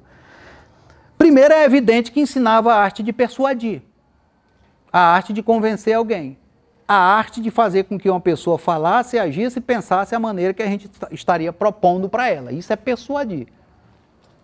E como é que faz esse trabalho de persuasão? Anaxímenes de Lampsaco vai dizer que existem 7 maneiras de persuadir alguém. 7 maneiras. Você tem que mostrar para o seu auditório, e eu quero deixar claro, quando eu falo auditório, é todo ouvinte nosso. É uma pessoa, é duas, é o juiz, é a assembleia, é o povo, é o nosso auditório. Ele vai dizer que existem 7 linhas para convencer alguém do que a gente está pensando. Primeira linha é propor, mostrar para as pessoas que o que a gente está falando é justo. Segunda linha de argumentativa, mostrar para as pessoas que aquilo que a gente está propondo é legal. É o que a gente faz na justiça, o advogado. Está mostrando que é legal aquela causa, está mostrando que é justo, para persuadir o juiz. E no nosso dia a dia a gente pode mostrar para uma pessoa que aquilo que a gente está dizendo para ela é justo que ela atenda, que ela faça, que ela compreenda, que é conforme a lei. São instrumentos para convencer a pessoa. Veja que a arte de persuadir não é assim, a pessoa sair em qualquer coisa, não. Então, persuadir que é justo, que é legal, que é apropriado, que é útil, que vai ser bom para ela, para o corpo dela ficar mais bonito, ou para ela enriquecer seus bens, ou para ela ter mais sabedoria para sua alma, ou para ela ter mais potencialidade das suas capacidades. Tem que mostrar para ela que aquilo que está propondo vai ser útil para ela, apropriado para ela, tanto para o corpo dela, como para a mente, para os bens. Não adianta você falar para as pessoas querendo convencer delas algo contra os seus interesses. Ninguém quer ser convencido de algo que vá contra os interesses da pessoa. Então tem que mostrar para ela algo apropriado, algo útil, algo que interesse para a pessoa. Quando a gente conversa com a pessoa, o que ela mais quer é os interesses dela. Todo mundo está pensando muito nos seus próprios interesses. Então isso é um grande instrumento que o orador sabe que é usado para convencer as pessoas. O sexo, a riqueza, a beleza, o poder, a glória, a imortalidade, tudo isso são instrumentos que podem ser levados até a pessoa para ela concordar com a ideia do próprio orador. São os motivos que levam a pessoa à ação. Dinheiro, poder, sexo, imortalidade, riqueza.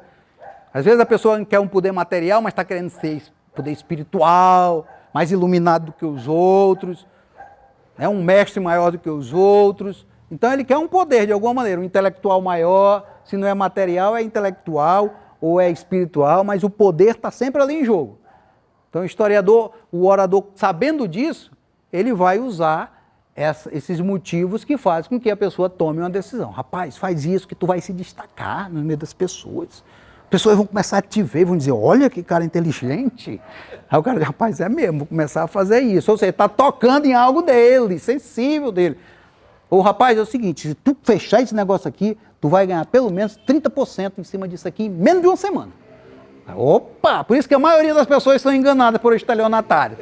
Rapaz, deposita aqui R$500, que 5 mil está liberado na tua conta. Eu sou o gerente do Banco do Brasil. Mas tem que ser daqui 5 minutos, hein? Tá aí a conta, aí manda o exemplo, manda os contratos, manda tudo. O cara diz, rapaz, não é que é verdade mesmo? Aí, R$500 na conta do estelionatário. Ou seja, o estelionatário usa esses motivos para enganar as pessoas. Ele É. Persuade, o estelionatário é um grande persuasor. Ele persuade.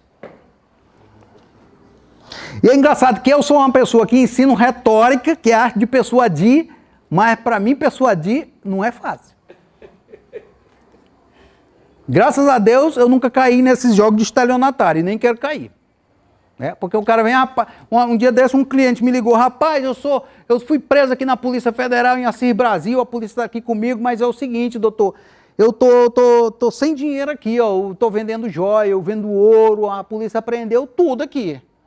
Eu tô querendo que o senhor me dê, o senhor transfira aí R$500 para minha conta, pelo menos para mim ter alguma coisa para me fazer aqui enquanto o senhor chega aqui, tô com fome, tô necessitando desse dinheiro aqui. Aí o cara, rapaz, um cara pega com diamante, com ouro, com esmeralda, com joia. Me aguarda aí, meu amigo, que daqui 3 horas eu tô chegando aí. Já depositei os 500 aí pra ti. O cara é dono de esmeralda, de ouro e tudo mais. Eu não vou colocar R$500 lá pra mulher do cara que tá precisando e tal, porque ele é uma parte lá pra minha mulher que tá precisando, que eu tô preso aqui, não posso auxiliar. Tá tudo preso aqui, doutor. É muita joia, é muito ouro. Rapaz, um advogado que é besta cai mesmo. Me ligaram umas 3 vezes a respeito disso. Cresce o olho, diamante, esmeralda, joia, tá preso pela Polícia Federal. Chega lá, cadê o homem? É? Então, às vezes, quando o estelionatário engana outra pessoa, no direito a gente chama torpeza bilateral. Torpeza de quem engana e torpeza de quem acredita. Como é que o cara quer ganhar R$5.000, está aqui na tua conta, caiu porque tu foi sorteado? Como é que ele acredita assim? Em dinheiro tão fácil, tão fácil. Então tem uma torpeza bilateral em quem é enganado também, porque está querendo se beneficiar de forma, às vezes, ilegal, fácil demais. 30% em um mês no Brasil. Pois é, então são os instrumentos dos estelionatários também, né? Então esse manual, o objetivo desse manual era ensinar a persuadir. Aonde tem a persuasão está a retórica. Gorgias, esse manual vai trazer o primeiro conceito de retórica. O que é retórica para Corax e Tizes? É a arte de persuadir. A retórica é a obreira da persuasão, é aquela que cria a persuasão. É o demiurgo da persuasão. Gorgias vai falar isso lá no Gorgias, Diálogo de Platão. Que a retórica é a demiurga da persuasão, é a obreira da persuasão, a artífice da persuasão, a criadora da persuasão. É esse o conceito de retórica para Corax e Tizes. Então, essa linha de persuasão, né, que a gente falou, justo, legal, apropriado, útil, honroso, tu vai se tornar uma pessoa muito benquista entre as pessoas, a pessoa acredita naquilo, tu vai se imortalizar teu nome nas páginas da história. Uma vez eu estava num jogo de futebol, eu era treinador de um time e o nosso goleiro precisava pegar aquele pênalti para a gente ganhar o campeonato. E eu disse para ele, atrás da trave, pega essa bola e escreve teu nome nas páginas de nossa história. Rapaz, ele acreditou, meu amigo. O cara bateu, ele voou na bola, com aquela emoção, aquele tubo invadindo o campo. Nós ganhamos, ele queria escrever o nome dele na história. E eu disse com todas as forças da minha voz, escreve teu nome na história. E ele acreditou, e ele deu uma voada na bola, que eu nunca vi uma... Tá na história até hoje, conta o pênalti que ele pegou de um cara que melhor chutava em Feijó, a bomba que pegasse num cara daquele, não sei nem o que acontecia, o bicho era doido. Pô! E ele pegou, escrevendo o nome na história, honroso, né? Então isso mexe com o ego da pessoa. Prazeroso, né? O sexo, quantas pessoas não caem nisso aí, é a coisa mais comum no mundo, né? O prazer é fácil, né? O prazeroso é convincente. O que é fácil, ninguém convence, ninguém mostrando que as coisas são muito difíceis de fazer. Você quer conversar e dizer, rapaz, é uma coisa boa, mas é muito difícil, rapaz. O cara não vai querer. Ninguém gosta do que é difícil. Você tem que mostrar para a pessoa que aquilo que você está propondo é fácil de fazer. É possível ser feito. Dá para se embaraçar com facilidade. Porque se você propõe um negócio muito difícil, o cara quando vem aqui no escritório e diz, doutor, eu tenho uma causa que é muito difícil, eu já fico propensa a não pegar. Porque eu não gosto de causa muito difícil. As pessoas pensam que eu gosto, mas na verdade eu não gosto de causa muito difícil. Doutor, é um embaralhamento tão grande que eu preciso de pelo menos 1 hora para lhe contar o resultado. Eu digo, rapaz, contar toda a história em 1 hora, meu amigo, e ele ainda diz assim, eu não sei se vai dar. Então como é que ele quer me convencer a pegar aquela causa, meu amigo, com essa dificuldade toda? Doutor, um monte de advogados já passaram, eu já tirei tudinho de bicho, o próximo talvez seja eu que ele vai tirar. Então tudo isso passa pela minha cabeça. Então continuando, facilmente exequível, e quando nada disso convence, a gente tem que mostrar, meu amigo, não tem outra saída. Isso é necessário, é a imposição das coisas, da natureza. Ou você concorda, ou você vai se dar mal.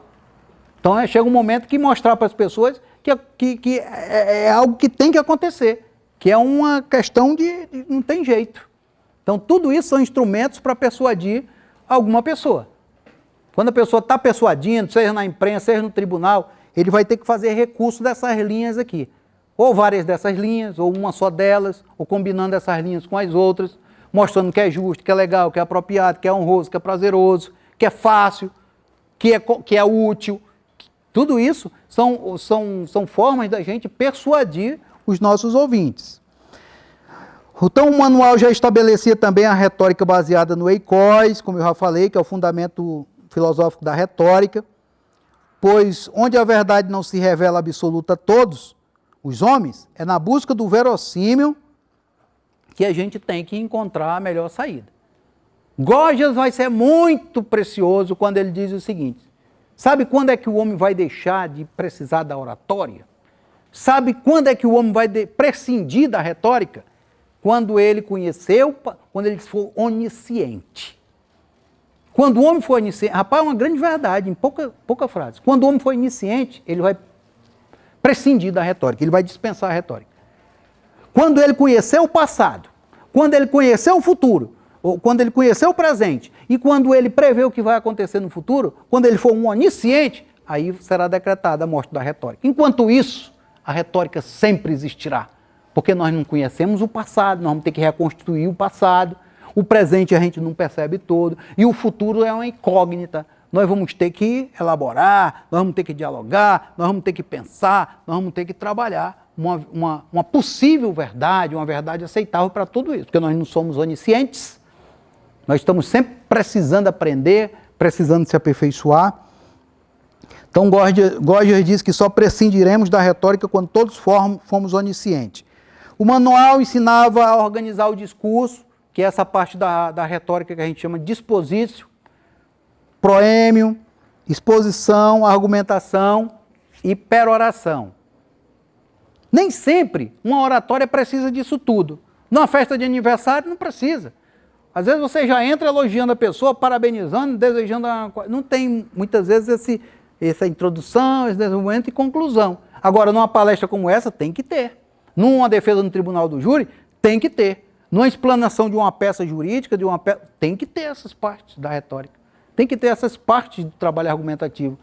Tanto serve para a argumentação oral, quanto para a argumentação escrita. A retórica não se refere só à sustentação oral. A retórica se refere à argumentação escrita também.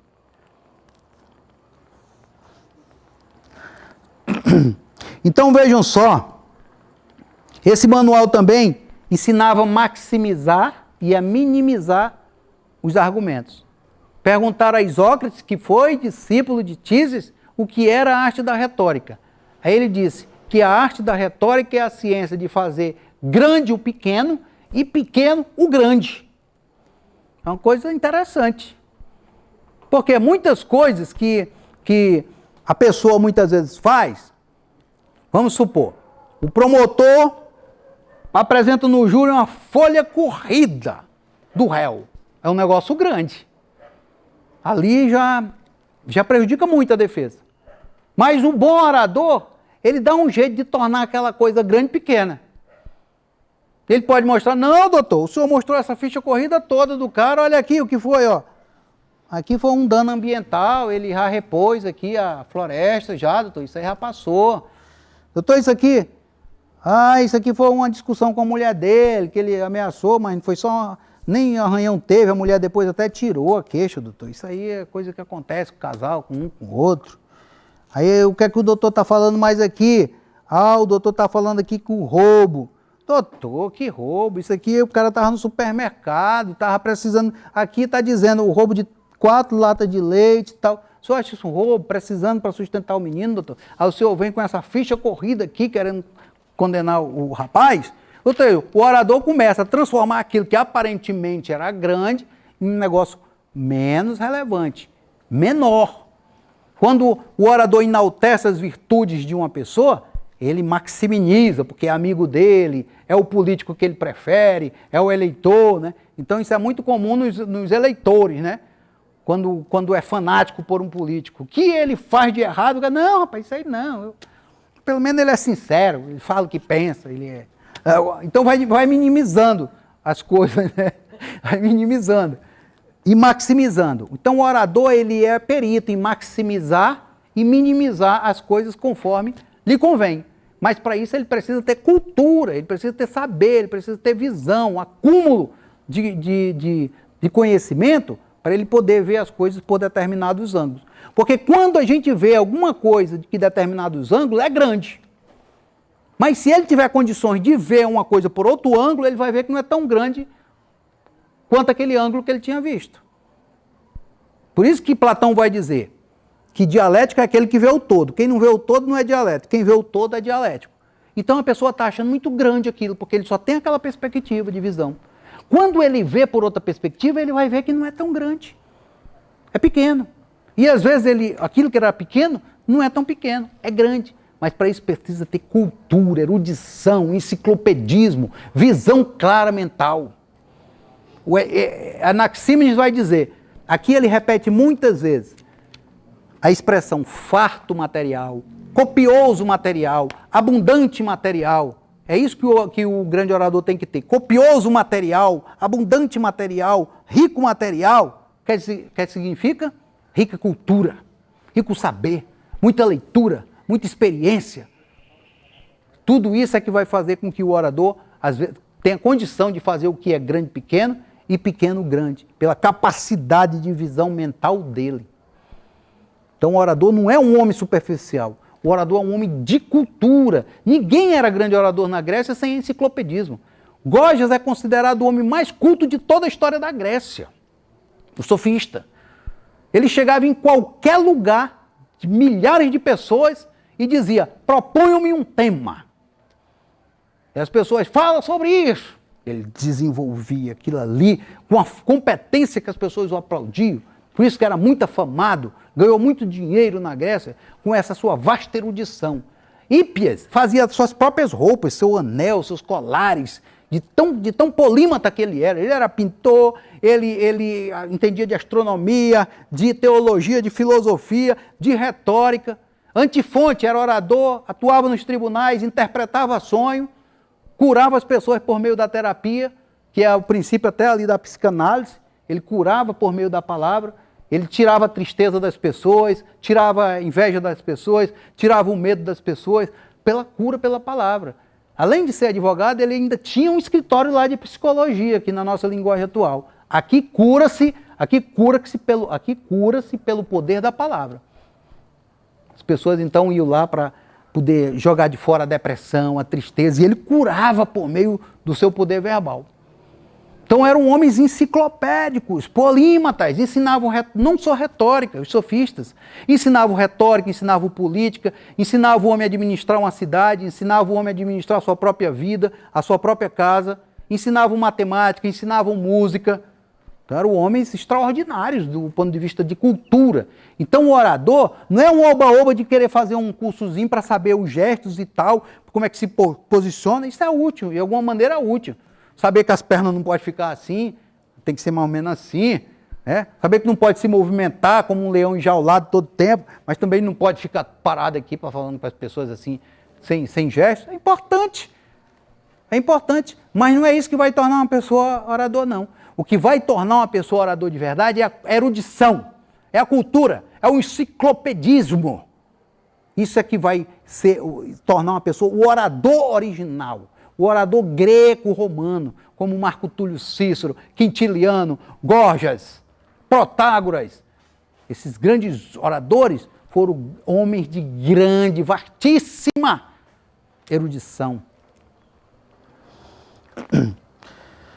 Então, esse farto material nós temos que ter como orador. Não é não vou dizer também que é difícil, senão vocês não vão querer, né? Porque ainda agora eu disse para a pessoa ali, tem que mostrar que uma coisa é fácil, né? É fácil, é só ler, né? Gostar de pesquisar, de informação, é bem fácil, de repente se torna um orador, é só querer, tá? Vou dizer que é difícil não, senão vocês vão correr. Concluindo, Aristóteles, ele vai dizer em Argumentos Sofísticos, que é outro livro de Aristóteles, ligado à retórica, ele vai dizer que os primeiros passos na construção de uma ciência e de uma arte são os mais importantes. E isso se referindo a Empédocles, Córax e Tísias. Ele vai dizer, olha, o primeiro passo é o mais importante e o mais difícil. Ele está dizendo que Empédocles, Córax e Tísias deram o passo mais difícil, que foi iniciar esse trabalho de escrever. É como uma criança. O que é mais difícil? É o primeiro passo da criança. Ali ela cai, ela se machuca. Aí quando ela dá o primeiro passo, daqui a pouco ela dá o segundo, ela dá o terceiro, aí ela vai começando a andar por si só. O primeiro passo é o mais difícil. E foi dado por Empédocles, Córax e Tísias. Aí Aristóteles vai dizer, depois vieram os sofistas que acrescentaram mais coisas à arte. E quando eu elaborei o meu tratado, essa arte estava praticamente perfectibilizada, estava praticamente concluída. Então Aristóteles é muito sincero, veja a sinceridade de Aristóteles. Ele dando crédito para as pessoas. Aristóteles fala e dá o crédito. Então os primeiros passos mais importantes. De Siracusa, Sicília, a retórica foi para Atenas.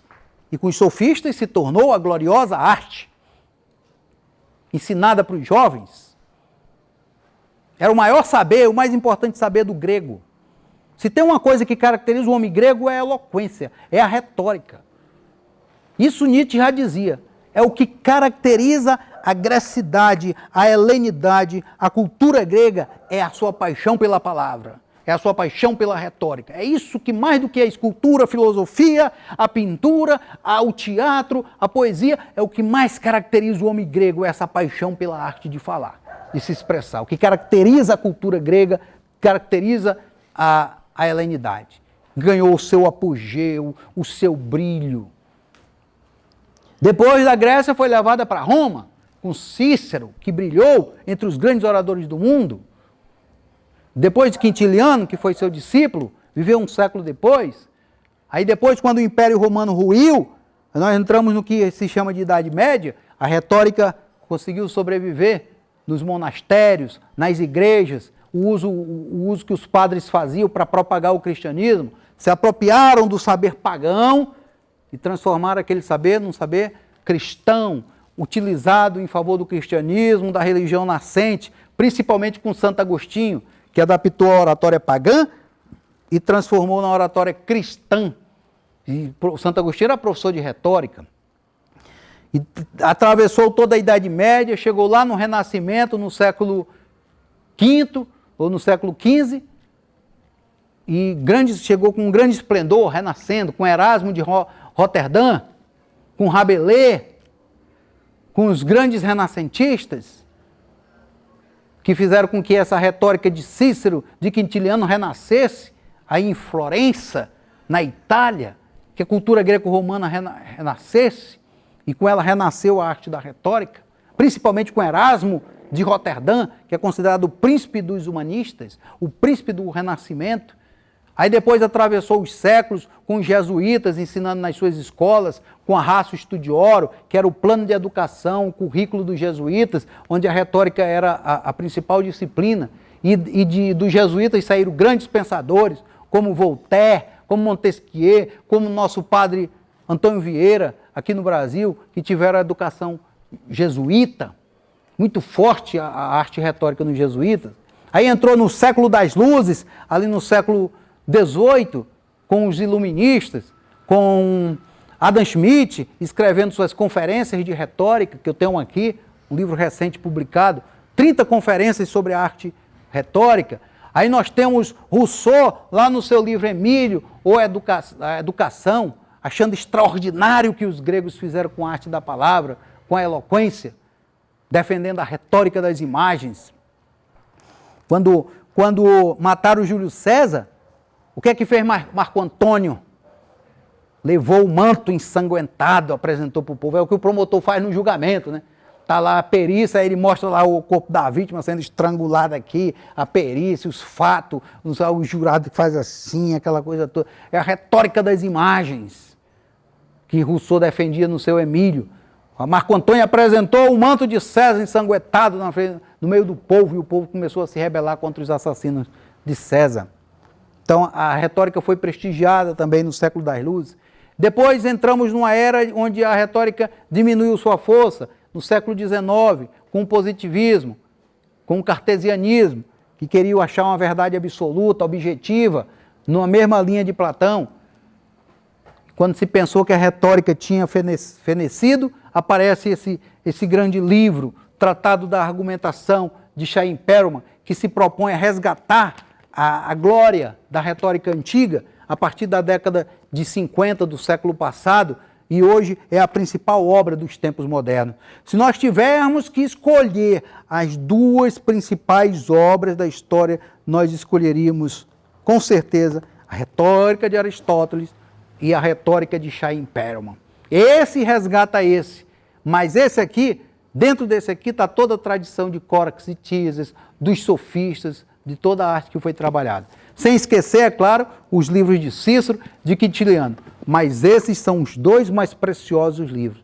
Um livro moderno da década de 50, rivalizando em importância com a retórica de Aristóteles. E isso é impressionante. Nós fizemos já um simpósio a respeito do pensamento de Chaim Perelman. A nova retórica de Chaim Perelman, que está gravado no nosso canal, que pode ser assistido. Onde ele resgata a história da retórica, o poder da retórica, o valor da retórica para a convivência democrática, para a educação, para a filosofia, para as ciências, para o entendimento humano, para a convivência humana, para a tolerância, para a vida em democracia. Nós temos que recorrer ao quê? À palavra, é a persuasão. Não é a violência, não é a tirania, é a palavra, é a comunicação, é o diálogo que nós temos que recorrer entre nós para que essa sociedade não vire uma guerra entre pessoas. Lobo devorando lobos. Então, para isso, nós precisamos recorrer a essa ciência para poder conversar e poder se entender em busca do que é mais plausível. E essa escola de Atenas, o que é que ela faz? Ela se situa dentro dessa tradição. Essa escola de Atenas, que nós estamos aqui há quase 6 anos, desses simpósios, resgatando essa retórica, se situa dentro dessa tradição.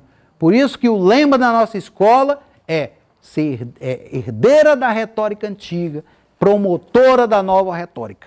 É esse o objetivo pelo qual nasceu a escola de Atenas, para promover a retórica antiga e ser uma promotora, uma herdeira da retórica antiga e uma promotora da nova retórica.